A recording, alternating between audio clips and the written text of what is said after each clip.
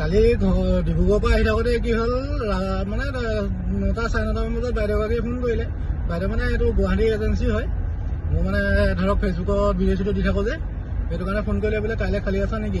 মই বোলো কাইলৈ খালী আছোঁ, বোলে কাজিৰঙা এপইণ্টমেণ্ট আছে মাৰি দিবা। এতিয়া তাকে হেৰিয়ৰ পৰা পাৰ্টি উঠাবলৈ গৈ আছোঁ।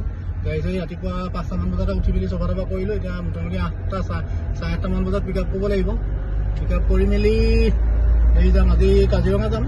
কাজিৰঙা গৈ পেলাই মানে চেম ডে ৰিটাৰ্ণ হ'ব। আৰু পাৰ্টিটো আমাৰ যোৰহাটৰে হয়, কিন্তু গাড়ীখন হায়াৰ কৰিছে গুৱাহাটীৰ পৰা, মানে গুৱাহাটী চিনাকি গুৱাহাটী এজেঞ্চি।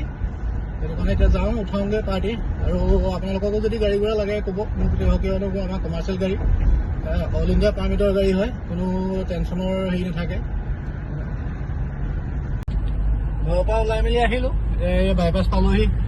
তেল ডিপুত তেল কালি ভৰাই থৈছিলোঁ। এতিয়া মানে ৰাতিপুৱা লগে আগত লৰালৰি হৈ যায়, তেল ফুল টেংকি আছে। আৰু আমাৰ প্ৰায়ভাগ ফুল টেংকিয়ে তেল থাকে। ফুল টেংকি ভৰালে কি হয়, পিছদিনাখনি মানে যদি সোনকালে জল্দিকৈ ডিউটি ওলাই যায়, তেতিয়া কি হয় মানে হৰবৰি নহয় আৰু। সেইটো কাৰণে আগতে ফুল টেংকি কৰি থৈ দিওঁ তেলটো, তেতিয়া যাবলৈ টেনশ্যন নাথাকে। ব'লক আজি আৰম্ভ কৰোঁ যাত্ৰাটো কাজিৰঙালৈ বুলি।